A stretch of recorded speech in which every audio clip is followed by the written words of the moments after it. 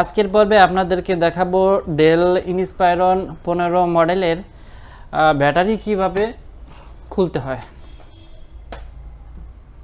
Del এ হচ্ছে ল্যাপটপের front side, এইটা হচ্ছে ব্যাক সাইড।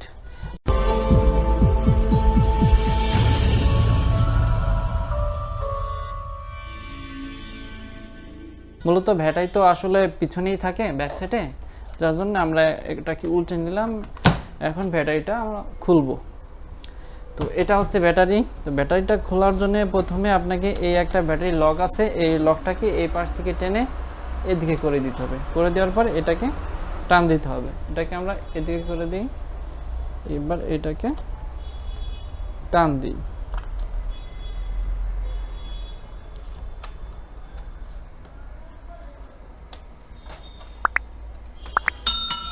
এবার এখান দিয়ে আঙ্গুল দিয়ে এবার দিকে চারিদিকে খুলে দেবে, হয়ে গেল।